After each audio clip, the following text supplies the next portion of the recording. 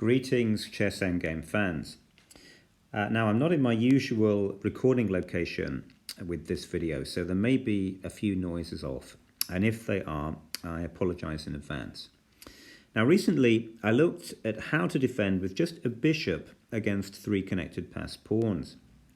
And this video continues the theme, and we're going to look at rook versus 4 connected passed pawns, each pawn having the big idea of becoming a queen.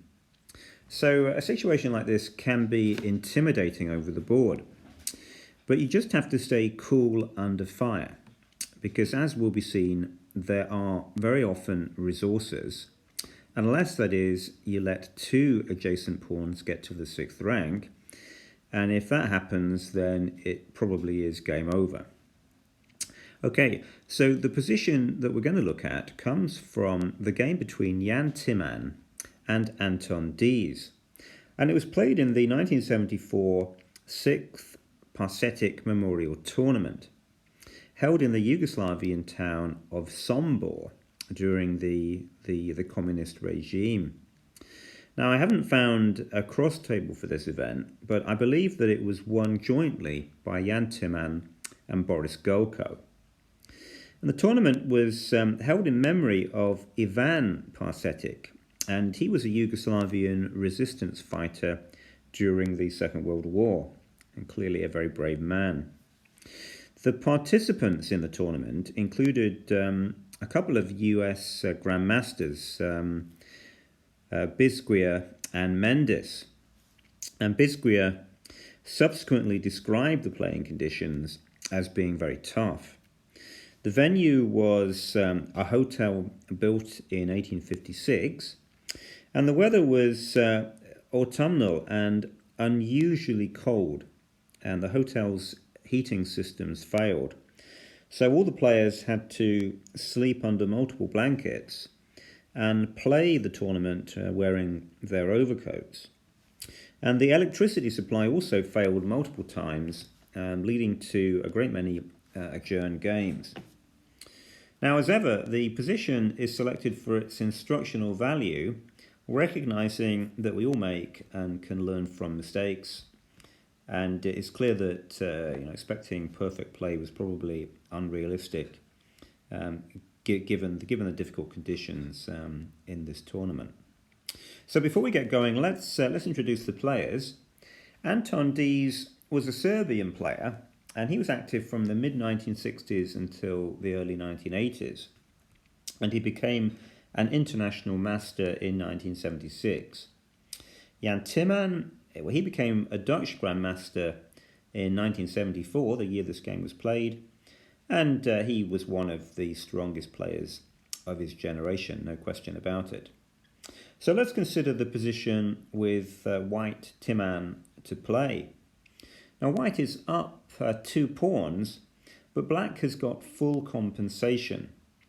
Now, if white were to push the d pawn with d6 here, then after e3 check, the king comes back to guard the queening square, rook g1, then the threat of e2 would force white to give up the exchange with rook takes g4.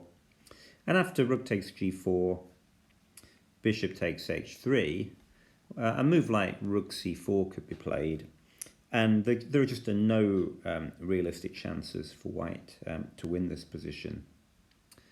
So Timman took the pragmatic decision to give up his rook, and he played the move rook takes g4 in the starting position.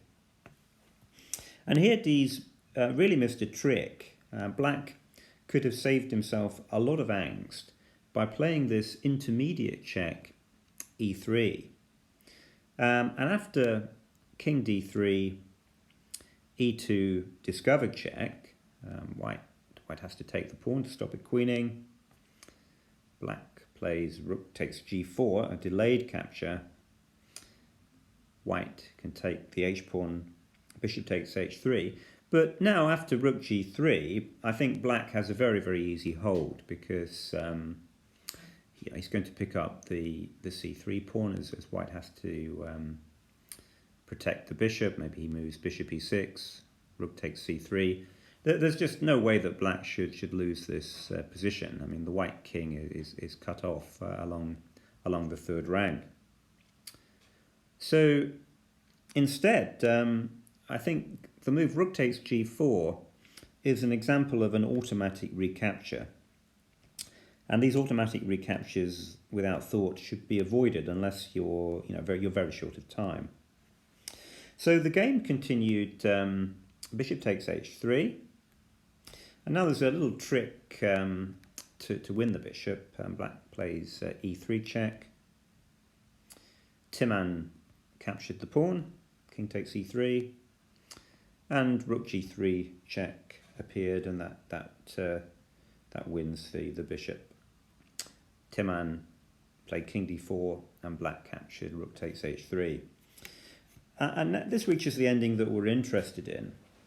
So let's just flip the board and look at it from Black's point of view.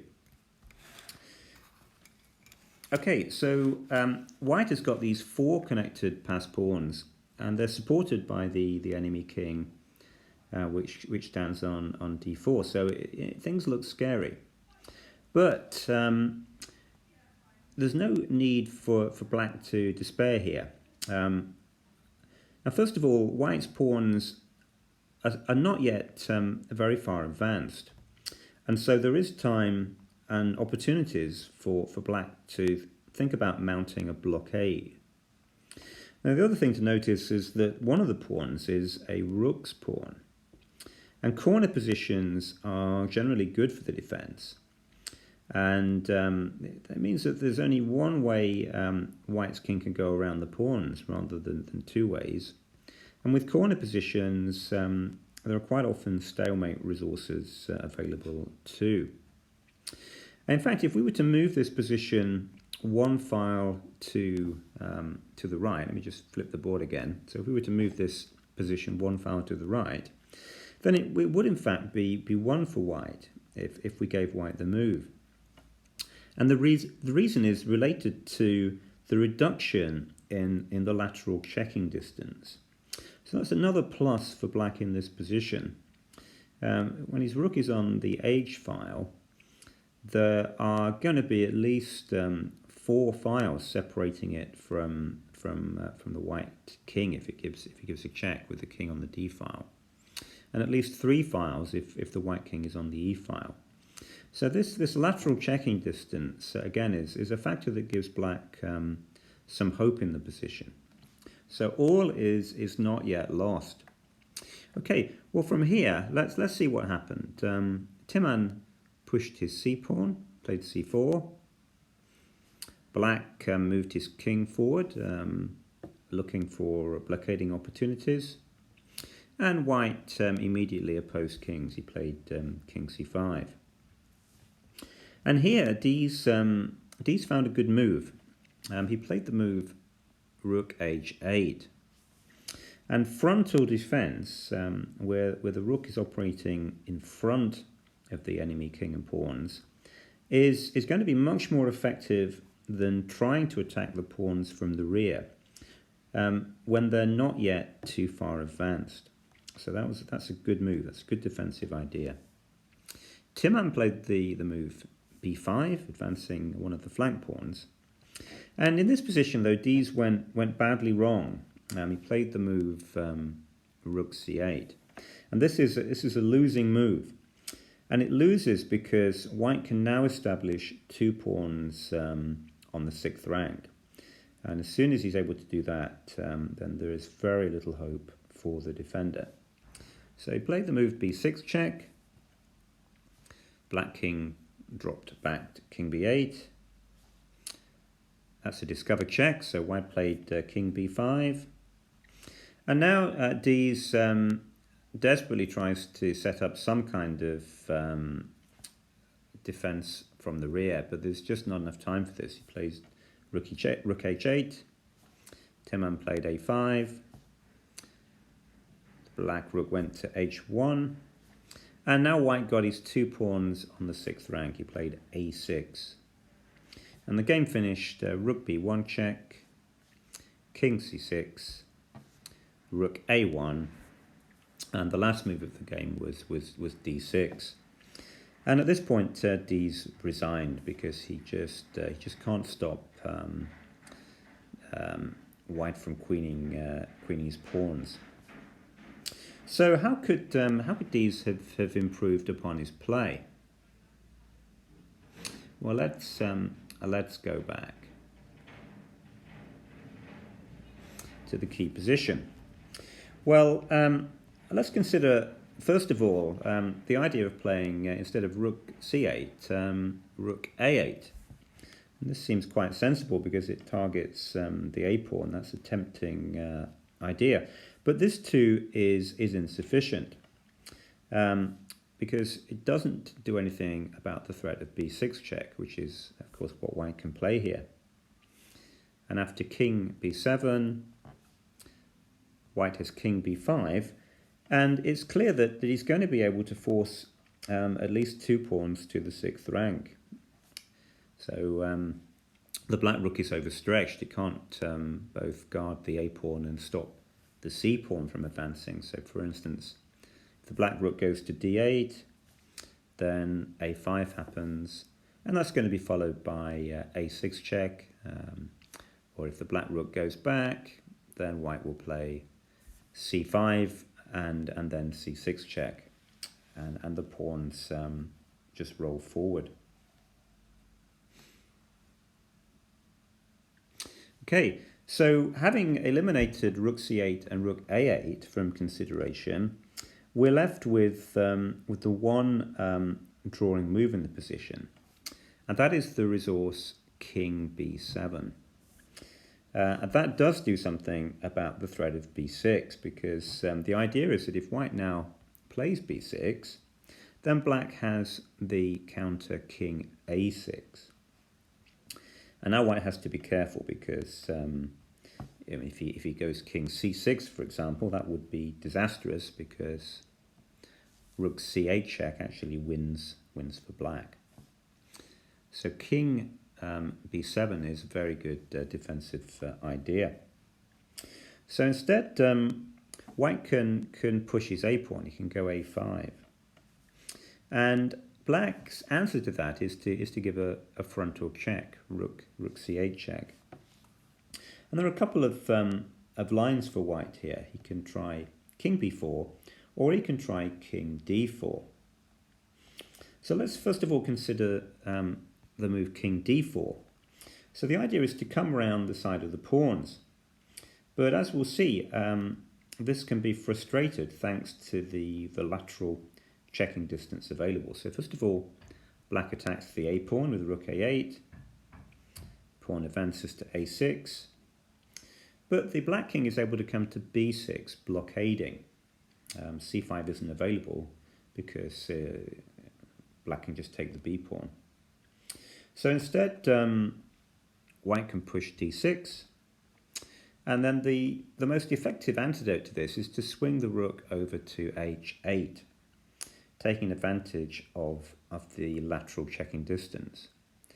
White might go King e5, but Black can check Rook h5 check, and if King f6, then he can check again with Rook h6, and he can just keep on checking. Since White has to return to defend the d pawn here. So, for instance, King e7, Rook h7 check. So that's a fairly straightforward hold for Black. Okay. So instead of King d4, let's have a look at the move King b4. That's the alternative. Now, in answer to King b4, there's a very important defensive idea available for Black. And again, it illustrates why it is so much better to mount a frontal defense than a rear defense when the pawns aren't too far advanced. So Black has a very effective move, Rook d8. Now that holds back the advance of the d pawn. So what is White to do? Well, he doesn't have too many useful moves here, but he can try a6 check. But the answer to that again is very instructive. Black replies with king a7. And notice that king b6 would not be at all good because white has the opportunity of playing c5 check. And white will then establish these two killer pawns on the 6th rank. But instead black can play king a7. Now, there's another fork in the road. What should white do here? Should he try king c5 or should he try king a5? Well, let's look at both of them, and both of them illustrate the defender's resources in the corner position where one of the pass pawns is a rook's pawn. Let's first of all look at the idea of king c5. So black will check, rook c8, and white again tries to come round the pawns with king d4. Black king can blockade again with king b6. We push d6. The rook goes to h8 with this lateral checking idea. And once again, it proves highly effective. Rook h5 check, king f6, rook h6 check. So as we can see, that this is a hold for white. Now notice that were the position to be just moved one file to the right, then white would win because there just wouldn't be enough checking distance. The white king could close down the rook, force it away, and then queen what would be the passed e-pawn. But here that's just not going to work because the black's rook has got an extra file to work with, and that's enough. That's enough to draw the game.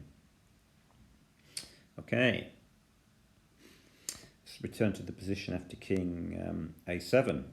So instead of king c5, white can try a different idea. He can play his move. He plays king to a5, king a5. And this forces black to find the defensive resource rook d6, again attempting to blockade the pawns. So here, if white tries the move c5, then black can just capture the d-pawn, rook takes d5, and after b6 check, although we have now established 2 pawns on the 6th rank, it's been at the cost of a pawn, and black is able to hold the position. Let's say he goes king b8, king b5, we just drop the rook back to h5, and it just won't be possible for white to make progress from here. So that would be drawn. So instead of playing c5, white can still try some tricks in the position. He can play a waiting move with his king. Let's try king a4. And this sets a little trap. If black plays king b6, then white goes king b4, and he'll be able to get c5 in. So instead, black can play a waiting move of his own. He can play rook d7, and after king b4, he can go rook d8, and that repeats a position that we've already had on the board. Now, white's winning prospects are not yet exhausted. There is something that he can go for in this position, although it's not without risk. He can try the move d6. Black takes the pawn, of course. And now white does not go c5 because since the pawns are quite far advanced, the rook down to d1 would be very, very effective. And in fact, black even wins this position. So instead, white goes king a5 with the idea of c5 and b6. Black goes rook h6, white goes c5, and now black waits with king a8, b6 is put on the board, black waits again with king b8, the white king improves his position with king b5, black waits again, king a8, And now white plays this move a7, and he's hoping that black will fall into a little trap. He's hoping for king b7, but that can be met with c6 check. And if black plays rook takes c6, then a8 equals queen check will win the rook. So black doesn't fall into that trap, and instead he can draw by making use of the fact that it's a corner position. He can play rook g6,